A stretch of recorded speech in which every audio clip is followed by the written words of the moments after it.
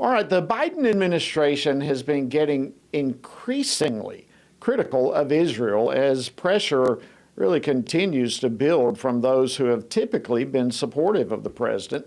National Security Advisor Jake Sullivan, speaking at the U.S. Embassy in Jerusalem earlier today, said Israel is intending to avoid civilian casualties in its war against Hamas in the Gaza Strip, but he went on to say that the U.S. wants to see the results match up to that. Making matters worse, the Israel Defense Forces said today that it had mistakenly killed three hostages that had been held by Hamas in Gaza City. So, yeah, is the administration beginning to do what it said it would not do, and that would be to participate in backseat quarterbacking, so to speak? Well, joining me now to discuss this and more is Congressman Keith Self. He's a member of the House Foreign Affairs Committee as well as the Veterans Affairs Committee. He also personally served our nation proudly for some 25 years before retiring from the Army with the rank of Lieutenant Colonel. He represents the 3rd Congressional District of Texas. Congressman Self, always great to have you on Washington Watch. Good to see you. Thank you, Jody. Great to be here. All right. Well, if anyone knows what it's like to be on the battlefield, you certainly do. I mean, you've been deployed to a host of different places. What do you think about the Biden administration appearing to move to what I refer to as a backseat quarterback position? Well, they're caving to the progressive left and the globalists around the world. They are caving to the calls for Israel to back off. Israel's been very clear they are going to destroy the infrastructure of Hamas. And the Biden administration, they can't talk out of both sides of their mouth, Jody. You're either going to support Israel or you're not. They say they're not going to tell them what to do, and yet not only they're talking tactics with them, they have openly suggested that they might need to change their government. I always thought we talked regime change with our enemies, not our friends, not our allies. Yeah, that's a great point. And, you know, I think a lot of this rhetoric coming from the administration right now is frankly making a lot of us nervous as to the reality of the relationship between the United States and Israel, which has been in the past so strong, but it seems to be getting shaky. For example, according to a couple of U.S. and Israeli officials, the White House National Security Advisor Jake Sullivan really said to Prime Minister Benjamin Netanyahu, and as well as members of the War Cabinet, that Israel needs to transition their war to a less intense phase, and they need to do so in a matter of weeks, not months. How do you take that? Well, if they do, frankly, it will take longer if they go to a lower intensity conflict. But look, Mossad has already said they're going to go find the leaders of Hamas. So that's their low intensity war as they find the leaders of Hamas around the world. But I'm very concerned about them trying to tell Israel what to do.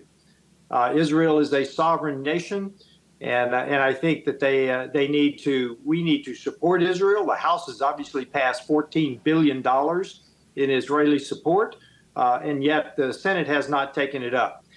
So the Biden administration, if they're truly going to support Israel, they need to be jawboning the Senate to get that passed and on the president's desk. Yeah, I read an article earlier today that really, there was one particular portion of it that really shook me, and I want to throw this your way and get your reaction to it. But the Biden administration has been questioned over remarks that the president himself made during a campaign event that Israel has engaged in what he referred to as indiscriminate bombings. Now, I don't know about you, but that sounds to me as though the president is basically accusing Israel of a war crime. Indiscriminate bombings that's a very significant choice of words, don't you think? It is horrible. And Israel has made very clear they are trying to be strategic and surgical with their strikes. But when Hamas uses the Palestinian citizens as human shields, then there are going to be some collateral damage. We certainly grieve for the families of the hostages that were killed. But I understand that this is war and accidents do happen. And I know the Israeli IDF is trying their best not to make mistakes like that. But frankly, President Biden just recently wrote to Netanyahu that I love you, but I don't agree with a thing you say. And I have to tell you, the Texas translation of what he just said is "bless your little pumpkin heart." He doesn't agree with Netanyahu at all, and I disagree violently with their call, his call to change the government. Israel needs a conservative government now as they defend themselves. Yeah, and no one has the ability to speak into their ability as to how they're going to defend themselves as they do. So all of this is very disturbing. If I can, Congressman Self, switch gears with you here for just a moment. There's so much that's been happening in D.C. on the Hill. So if I can switch gears, the Senate Majority Leader Chuck Schumer said yesterday that negotiators had made some pretty good progress in their talks regarding a supplemental funding package that's aimed at providing some aid to Ukraine, as well as reforming some of our immigration policy. And the Biden administration, frankly, has made some similar remarks. What are you hearing on Capitol Hill? Is progress actually being made? I have no idea, but let me be very clear. The speaker has been very clear. Unless we see transformative change, actual actions on the border, there will be no consideration of a supplemental package.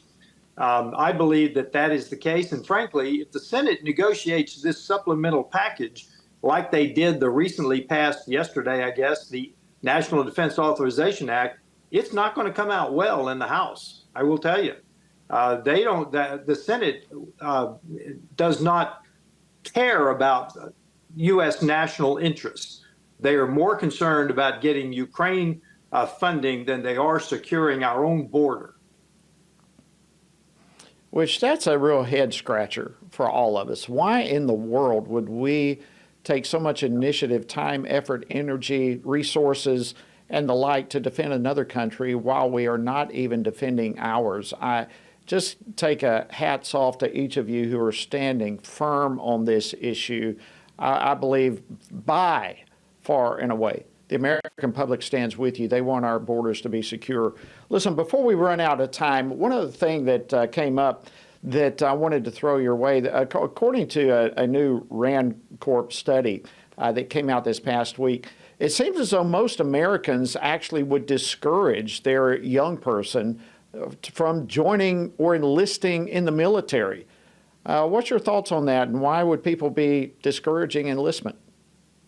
I understand that sentiment because, frankly, the people who want to join the military, they want the challenge, they want the camaraderie, they want to serve something larger than themselves, and they don't see that in the military today.